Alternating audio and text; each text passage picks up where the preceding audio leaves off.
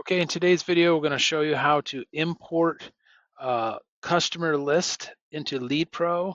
If you've exported it from another CRM software like uh, HubSpot or say a QuickBooks, then you're going to want to download it and save it as a CSV file.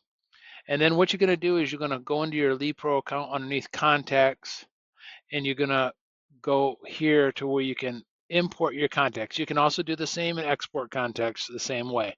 But for this example, we're going to hit import, and we're going to do contacts. We're going to hit next.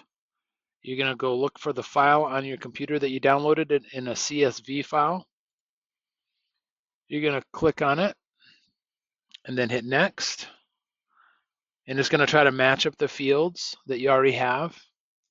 So we're going to double check everything that's green is mapped. So first name, last name, last name. We're going to walk down here and see what else. For example, this is their street that's not mapped. So you're going to click down here, find it in LeadPro, which is going to be street address. And then it's going to show city, state, zip. Any other fields you would want to match up, you can do it as well. This is how you would do it. I'm going to say this is a business name, so we're going to click business name. Well, that was, yes, it's customer. So what we're going to do now is we're going to hit don't import data that is unmapped. So that way it's not going to map anything that's pending. So click here and hit next.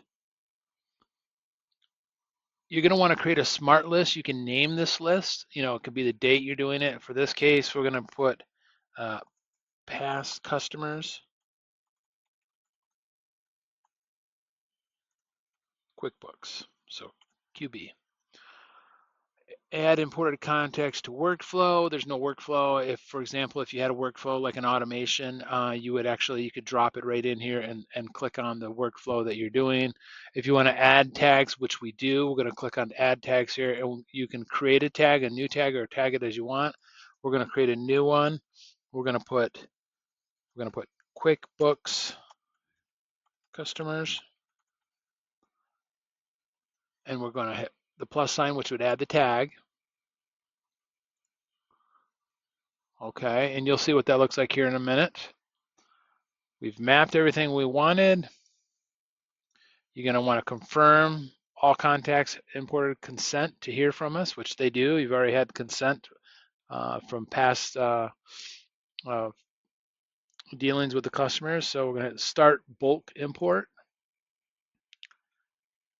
Import process is started. It takes us a few minutes to load it into LeadPro here.